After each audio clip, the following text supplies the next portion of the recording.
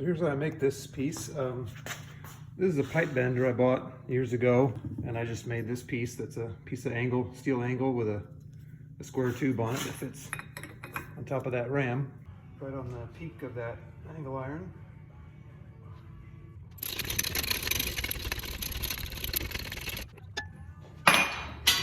We're close.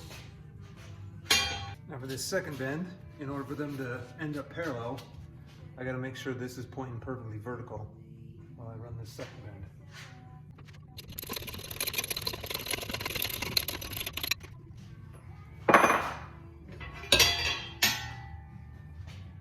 There you go. Now I'll check that it's parallel and make a little bit of adjustments for the pipe.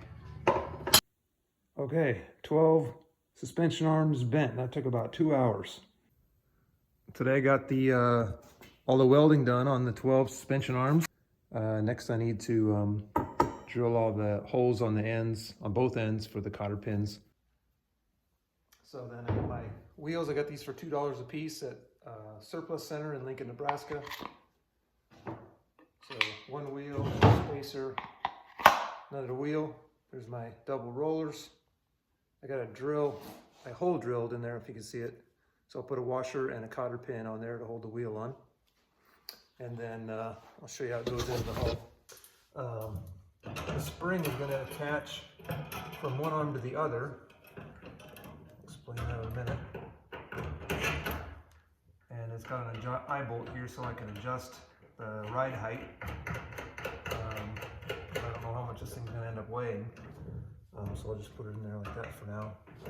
And so when this bracket is vertical, that's the ride height I'm looking for. By having the spring from here attaching to the other end, it's in line with the axis of rotation.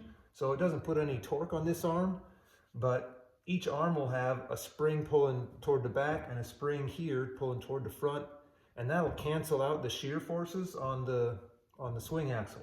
So it'll only be putting torque on it, and that way I won't be giving it a lot of stress and having it resisting wanting to rotate by having all that shear force applied to the arm. So that's the reason I attached it to the other suspension arm as opposed to attaching it to the hull itself. Here's how that looks from the front. You can see as I push this up, the tire just barely clears the spring on the inside. See, it goes through two 2x2s. I'll put a cotter pin on the end hole there. Okay, here it is with all the wheels and suspension installed. Now I'll put it on the ground and see how it supports the weight. Well, here it is sitting on its own, supporting its own weight with the suspension. Rolls pretty smooth. And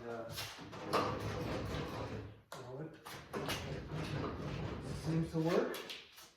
It's sitting pretty high because I don't have the weight of a driver and batteries and motors. Obviously, I have most of the weight of this thing, so it's riding pretty high. But I think once everything's in there, it'll sit where I want it. And I've got these. Each spring is attached to an eyelet that's adjustable, so I can adjust the ride height depending on how it ends up sitting with all the weight on it. So there we go. One more step down.